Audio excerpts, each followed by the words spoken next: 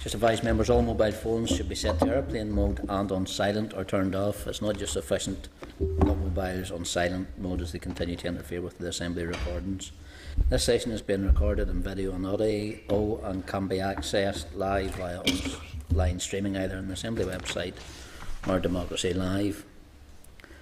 Members, agenda item 1, apologies. An apology from Daniel. Any other apologies? Put in an apology for Oliver just in case something unforeseen has happened, please. That's all right.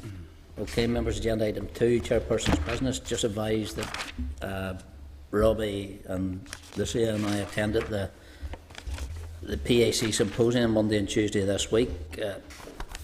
Number of sessions of it were very interesting in how other PACs work, and I think there's a couple of lessons we could be learned that'll actually tie in with some of our forward work programme and what we were suggesting on our away day, and a few good connections as well made with other PACs. But the clerk will be drawing up a short report into the symposium itself, and it will be presented to the committee for ratification. So, okay, members, agenda item 3, minutes of the meeting on the 12th of October 2016. Can I refer members to pages 6 to 8 of your pack?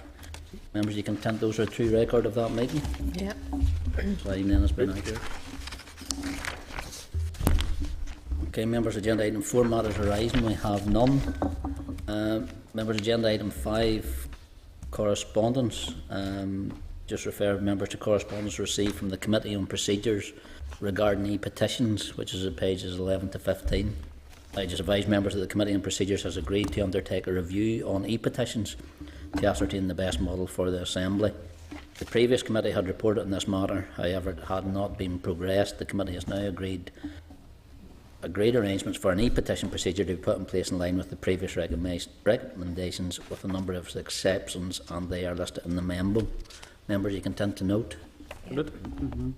Okay, members, agenda item 6, and bear with me on this one please. This is a follow-up into inquiry on the Northern Ireland Fire and Rescue Service organisation assessment and review of departmental oversight and report on accounts. Can refer members to copy correspondence at pages 17 to 20, and they're from the Accounting Officer of the Department of Health, which issued to the Chief Fire and Rescue Officer upon his appointment on the weekend on the 17th of October, and advises him of his responsibility as Accounting Officer to Northern Ireland Fire and Rescue Service.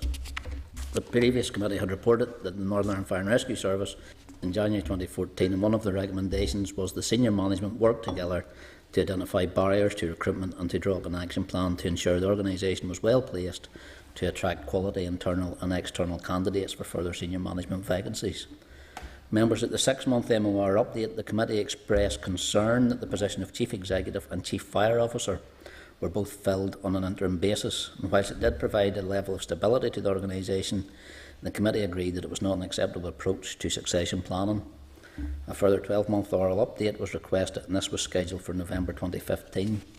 At this update, the committee was advised that there would be an appointment of a Chief Fire Officer was possible for early 2016.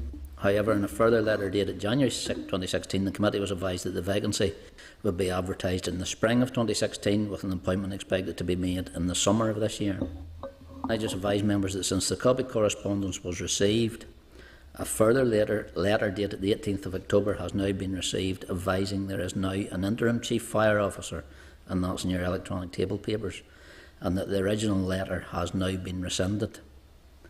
The exclamation that we have received from the department is as follows, and I'll quote their correspondence.